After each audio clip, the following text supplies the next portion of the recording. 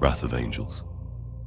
Chapter 2. Scene 1. The Monastery of the Last Watch. On the edge of the ruin storm. Month 5, year 257, the 41st millennium.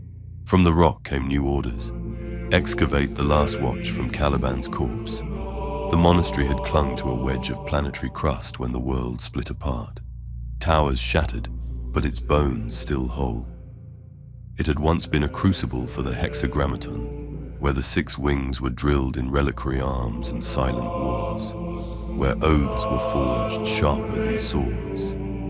Now it drifted in void, a spire tilted like a broken tooth, cloisters cracked but intact. The Mechanicum wrapped it in scaffolds and cranes where it hung, rather than risk moving it. Engines bored into stone, the crust groaning as if resenting every cut.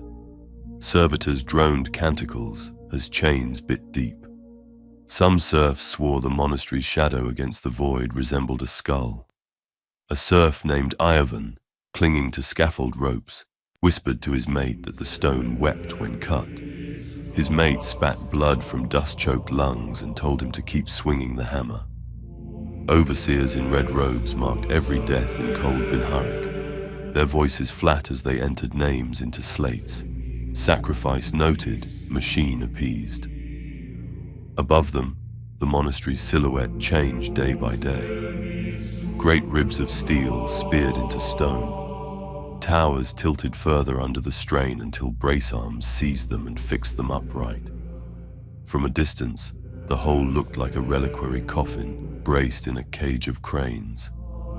Mortal laborers wept when the first arch joined, believing they had chained a saint's bones into the void. Others died under falling blocks, their names etched into fresh liturgies of mortar and blood. Secrecy was absolute. None beyond the inner circle knew what was being made. A Mechanicum overseer, Magos Herodek, kept a tally in both Binharik and blood. 3rd scaffold collapse. 12 lost. Sacrifice noted. Machine appeased. His aides whispered litanies as they transcribed. One servitor caught fire from a plasma spill. The flames guttered blue as though fed by incense. Some swore the stone itself tried to spit the Mechanicum out, groaning like a wounded beast each time cutters bit too deep. The scaffolds sang in the thin air when the void breeze found them. Chains creaked like old bones.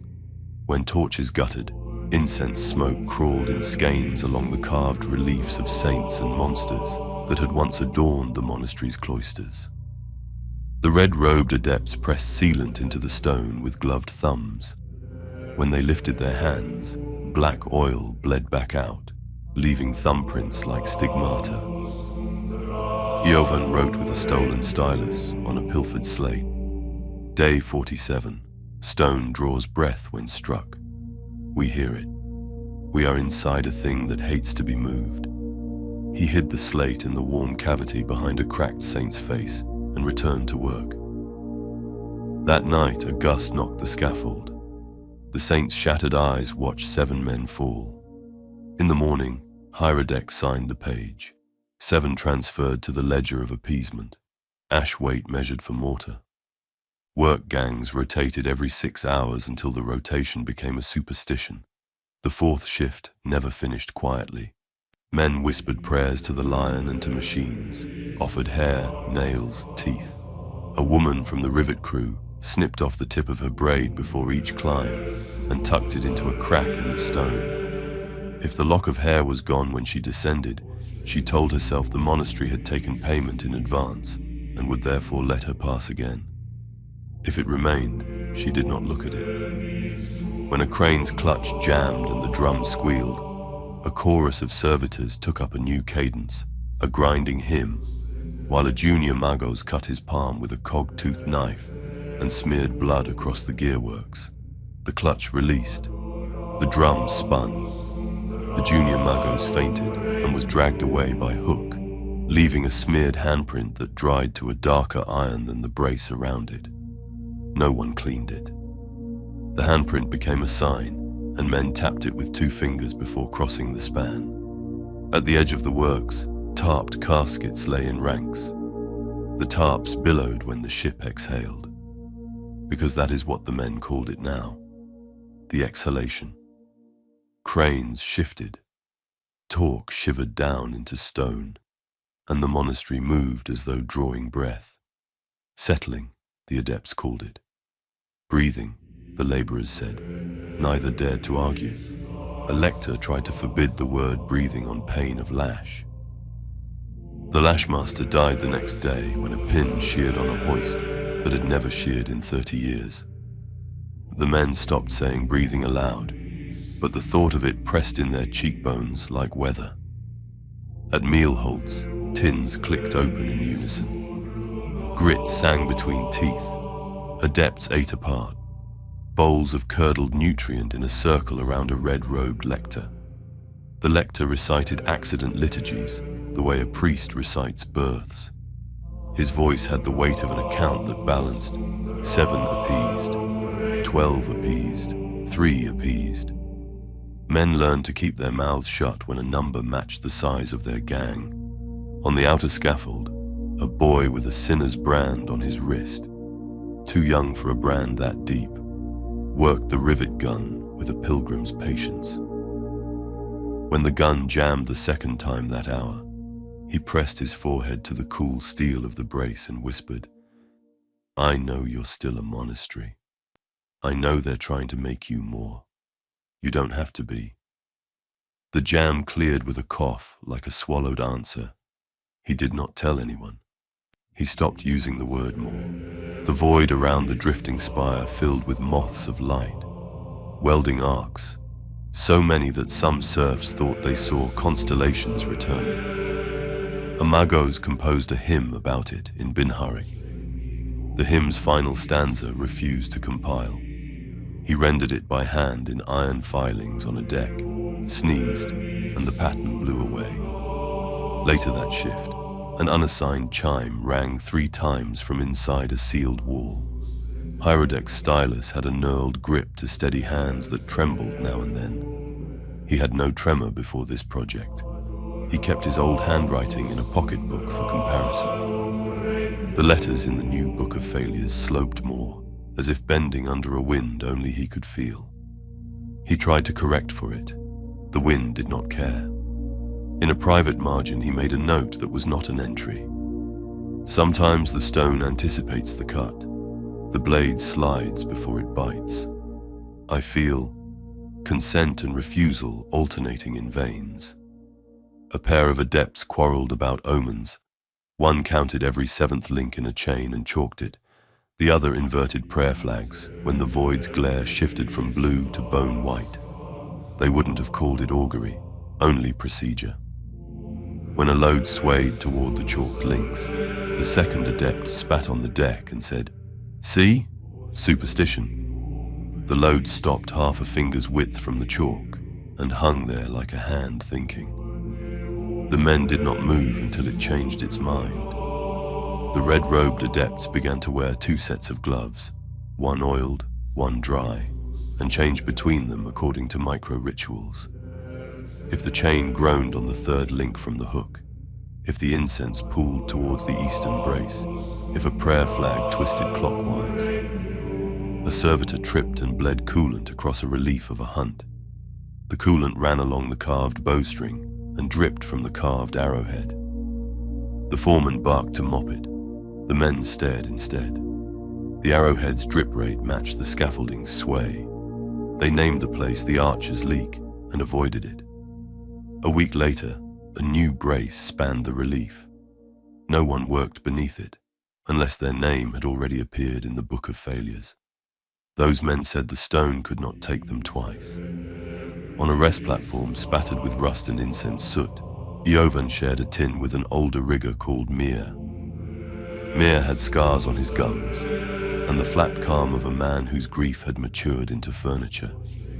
He pointed with his chin toward a half-set stair that spiraled into darkness and said, "Once a staircase goes down, it never finishes going down. They grow new steps in the dark while we sleep." Iovan laughed until a stone dust mote landed on his tongue. It tasted like cold iron and altar ash. He didn't laugh again. He wrote on his slate, Day 58. The monastery knows stairs. We are the new steps. He crossed it out and wrote instead, Shift weight before the turn. The brace complains if you do not. The spinal road, once paved by penitents' knees, was overlaid with segmented track for crawler cranes. The track rattled, and the rattling settled into a rhythm that the serfs learned without wanting to. 7 beats and a pause. 7 beats and a pause. Someone said it matched a heart. Someone else said the heart had never been human. When the track ceased at the pause, men held their breath without meaning to, and only realized it when the rattling resumed and air tumbled ragged back into their lungs. An old bell hung cracked in a cloister arch, its clapper long removed. The Mechanicum planned to smelt it down for plate. Before they could, the bell tolled once in the middle of a shift change. The tone was thin and sour, but it was a tone, and everyone stopped. A rivet gun continued to chatter by itself for a heartbeat, then stuttered into silence. Heirodek wrote nothing about the bell. He underlined the previous entry with excessive force, tearing the page. On the night side of the spire, where void frost furred the stone, a lantern gang cut channels for cabling. The frost sublimed into vapor and fogged their visors. In the fog, Eovan thought he saw footprints that did not belong to his gang. The prints were small, the stride short, like a child's or a pilgrim's on bloodied knees. When he stepped where the prints were, his boot met nothing. Stone translated sideways a finger's width, and he nearly fell. He told no one. He put a rivet in each footprint and told himself it was to keep the cable from wandering. A lector delivered a sermon about the nobility of work. He spoke of how stone remembers the hands that shape it, how iron sings when joined well, how men become better by labor. He then slipped on a string of beads that had fallen from a saint's neck and shattered his jaw on the step below the pulpit. He continued the sermon in wet consonants while the medici wrapped his face. The men listened more closely after that. The first great arch joined above the nave, cramps locking with a teeth gnash of iron. Workers on the lower scaffold, thinking themselves unobserved by God or foreman, kissed the bolts. When the arch settled, a drift of dust fell like blessing. Beneath it, 7 men coughed blood in unison. 6 had known they had the same illness. The 7th had told no one. The dust on his tongue tasted of candle wax and old wine. Around the drifting monastery, long cargo spars extended like ribs to accept the first fit of hull plating.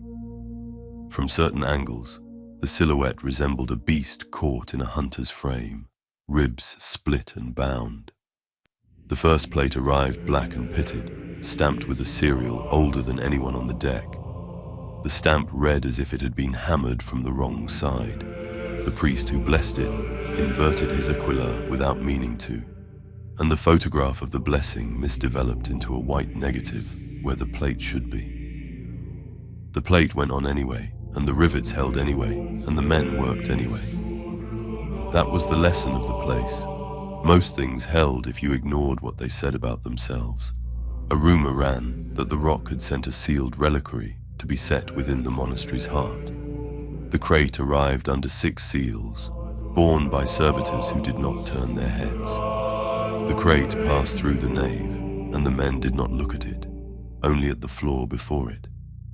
When it disappeared into a chamber beneath the altar, the air became warmer. Not much, but enough that the frost retreated from the night side for 1 hour.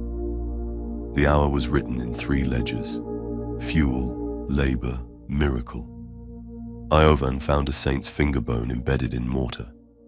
It had been railed over and ground to half its length by boots. He prized it free with the tip of his knife and wrapped it in cloth torn from his sleeve.